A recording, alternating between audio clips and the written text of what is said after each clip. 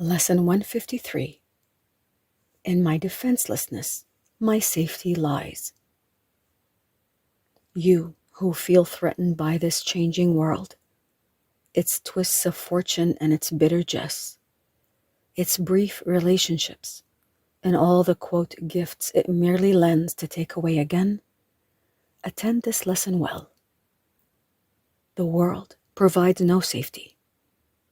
It is rooted in attack, and all its, quote, gifts of seeming safety are illusory deceptions. It attacks, and then attacks again. No peace of mind is possible where danger threatens thus. The world gives rise but to defensiveness.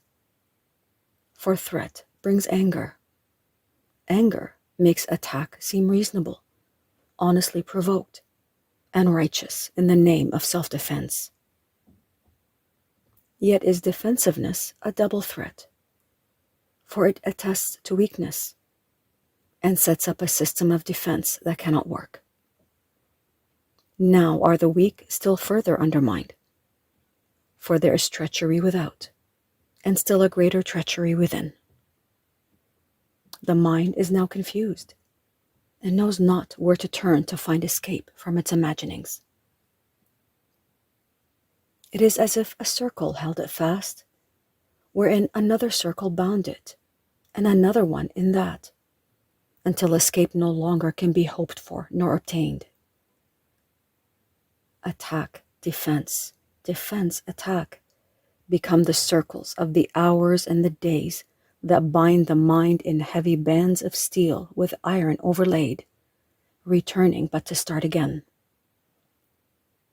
There seems to be no break nor ending in the ever-tightening grip of the imprisonment upon the mind.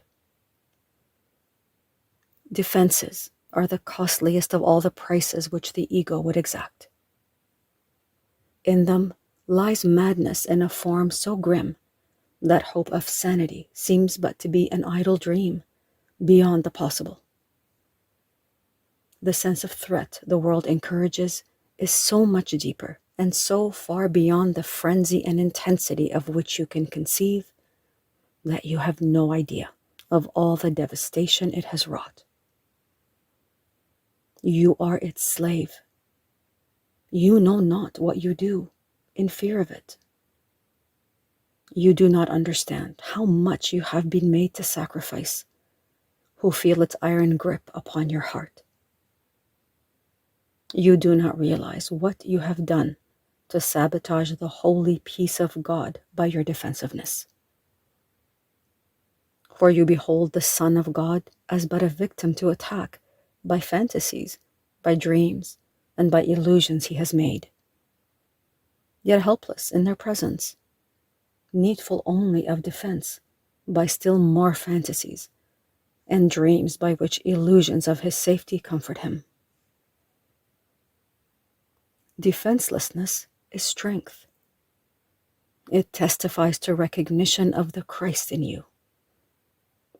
Perhaps you will recall the text maintains that choice is always made between Christ's strength and your own weakness, seen apart from him. Defenselessness can never be attacked, because it recognizes strength so great, attack is folly, or a silly game a tired child might play when he becomes too sleepy to remember what he wants. Defensiveness is weakness. It proclaims you have denied the Christ and come to fear his Father's anger. What can save you now from your delusion of an angry God, whose fearful image you believe you see at work in all the evils of the world? What but illusions could defend you now, when it is but illusions that you fight? We will not play such childish games today, for our true purpose is to save the world, and we would not exchange for foolishness the endless joy our function offers us. We would not let our happiness slip by because a fragment of a senseless dream happened to cross our minds, and we mistook the figures in it for the Son of God its tiny instant for eternity. We look past dreams today and recognize that we need no defense because we are created unassailable, without all thought or wish or dream in which attack has any meaning. Now we cannot fear, for we have left all fearful thoughts behind. And in defenselessness we stand secure, serenely certain of our safety now, sure of salvation, sure we will fulfill our chosen purpose as our ministry extends its holy blessing through the world. Be still a moment, and in silence, think how holy is your purpose, how secure you rest, untouchable within its light. God's ministers have chosen that the truth be with them. Who is holier than they? Who could be sure that his happiness is fully guaranteed? And who could be more mightily protected? What defense could possibly be needed by the ones who are among the chosen ones of God, by his election and their own as well? It is the function of God's ministers to help their brothers choose as they have done. God has elected all, but few have come to realize his will is but their own. And while you fail to teach what you have learned, salvation waits, and darkness holds the world in grim imprisonment. Nor will you learn that light has come to you, and your escape has been accomplished. For you will not see the light until you offer it to all your brothers. As they take it from your hands, so will you recognize it as your own. Salvation can be thought of as a game that happy children play. It was designed by one who loves his children and who would replace their fearful toys with joyous games, which teach them that the game of fear is gone. His game instructs in happiness because there is no loser.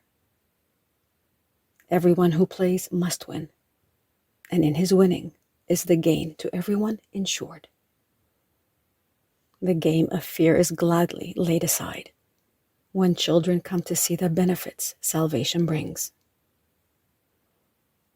You who have played that you are lost to hope, abandoned by your Father, left alone in terror in a fearful world made mad by sin and guilt, be happy now. That game is over.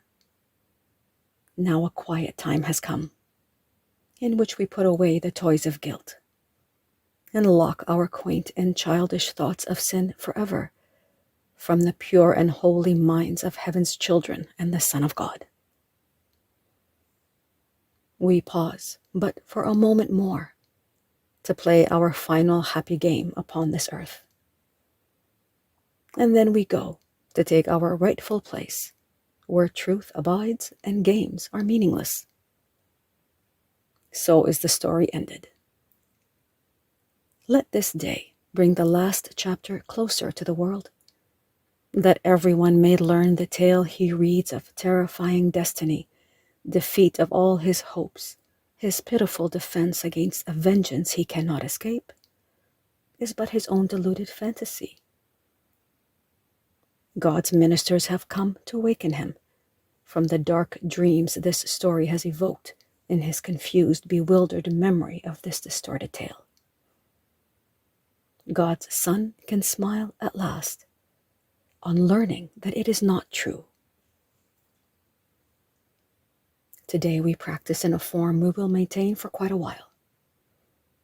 We will begin each day by giving our attention to the daily thought as long as possible. 5 minutes now becomes the least we give to preparation for a day in which salvation is the only goal we have. 10 would be better. 15 better still. And as distraction ceases to arise to turn us from our purpose, we will find that half an hour is too short a time to spend with God. nor will we willingly give less at night in gratitude and joy. Each hour adds to our increasing peace as we remember to be faithful to the will we share with God. At times, perhaps a minute, even less, will be the most that we can offer as the hour strikes. Sometimes we will forget. At other times, the business of the world will close on us, and we will be unable to withdraw a little while and turn our thoughts to God. Yet when we can, we will observe our trust as ministers of God in hourly remembrance of our mission and His love. And we will quietly sit by and wait on Him and listen to His voice and learn what He would have us do the hour that is yet to come, while thanking Him for all the gifts He gave us in the one gone by. In time, with practice, you will never cease to think of Him and hear His loving voice guiding your footsteps into quiet ways, where you will walk in true defenselessness. For you will know that heaven goes with you. Nor would you keep your mind away from Him a moment, even though your time is spent in offering salvation to the world. Think you He will not make this possible? For you who chose to carry out His plan for the salvation of the world and yours. Today our theme is our defenselessness. We clothe ourselves in it as we prepare to meet the day. We rise up strong in Christ and let our weakness disappear as we remember that His strength abides in us. We will remind ourselves that He remains beside us through the day and never leaves our weakness unsupported by His strength.